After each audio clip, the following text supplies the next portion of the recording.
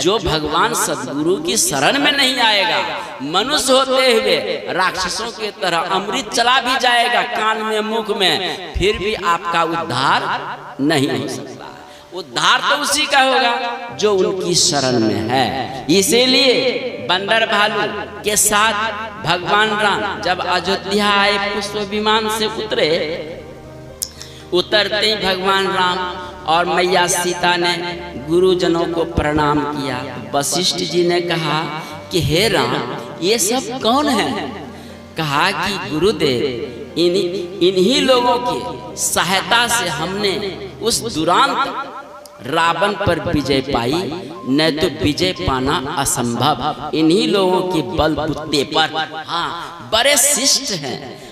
वशिष्ठ जी कहते हैं बड़े सभ्य हैं, ये सब बड़े शिष्ट हैं। कलयुग का मनुष्य शिष्ट नहीं, सभ्य नहीं, लेकिन त्रेता युग के बंदर भालू शिष्ट हैं, सभ्य हैं, जो राम के अनुचर बने हुए हैं। और यहाँ आजकल जो प्राणी को 2 घंटा समय दो कि भाई भगवान का भजन करना है, ध्यान करना, सतगुरु का ध्यान सुनना है, सत्संग सुनना है। कहा कि बाबा हमको फुर्सते नहीं है, हमको टाइम नहीं है।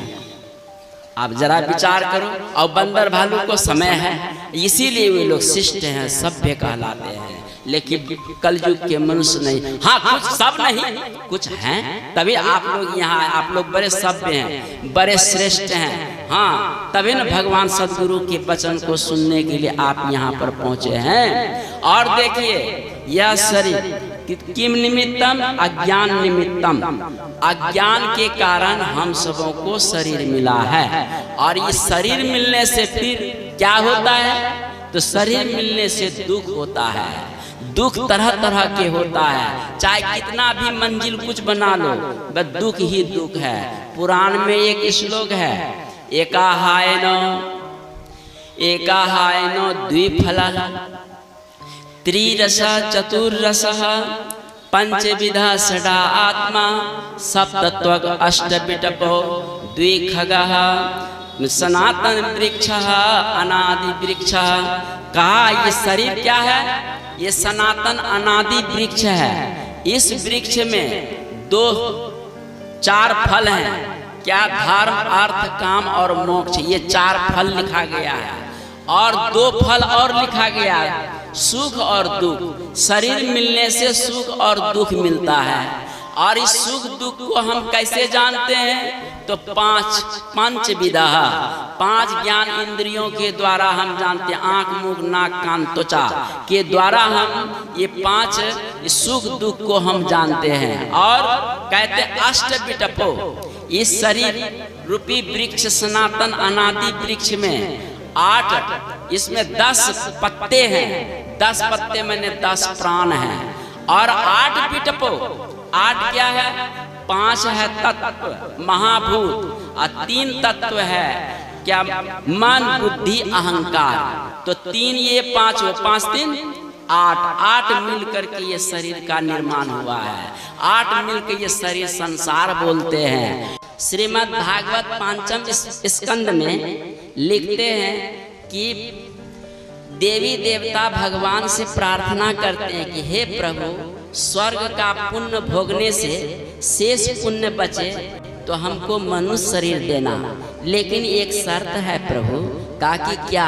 मनुष्य शरीर देना, लेकिन भारत भूमि में देना और किसी अन्य देश में मत देना। तो कहा कि तो भारत भूमि में जन्म लेना चाहते हो तो भारत भूमि की विशेषता क्या है? कहा हमने सुनी है कि भारत भूमि में साधु संत ऋषि मुनि ज्ञानी लोग अनायास घर गांव में आते हैं। उनकी संगति सत्संग हमें प्राप्त होगा और जन्मों का संस्कार जो सोया हुआ होगा तो उनके सत्संग से संस्कार जगेगा और जगते ही आपके भजन में लगकर अपने जीवन को हम मुक्त मोक्ष कर लेंगे। इसलिए हमें भारत में जन्म देना। तो यहाँ भारत में पेड़ पौधा पशु पक्षी का भी जो जन्म है बड़ा भाग्यशाली, केवल मनुष्य ही भाग्यशाली नहीं है। लोग कहते हैं कि बड़े भाग मानुष तन पावा, है ना? क्या पशु भाग्यशाली नहीं है? अरे उनको भी भाग्यशाली है, क्योंकि हिंदू समाज में सनातन में आजादी है उसको, बड़ा सुखानुभूति करता है पशु पक्षी, लेकिन अन्य बिरादर में बेचारे को काट करके मार करके खा लेते हैं। संतों ने कहा कि पशु ने क्या अपराध किया? कोई अपराध नहीं किया। अपराधी तो ये मनुष्य है जो बिना अपराध के पशुओं को काट के खाता है। मछली ने क्या अपराध किया है? आपका क्या बिगाड़ा है? कुछ नहीं बिगाड़ा, लेकिन ये मनुष्य इतना निर्दयी अपराधी है कि उस मछली को भी मार के खाता है। पेड़ पौधों ने क्या आपका बिगाड़ा, क्या अपराध किया है? लेकिन ये मनुष्य इतना खतरनाक है कि पेड़ पौधों को भी काट कर है ना जलावन बनाता है। इसलिए सबसे सृष्टि में यदि खतरनाक कोई जीव है तो वो मनुष्य है, मनुष्य।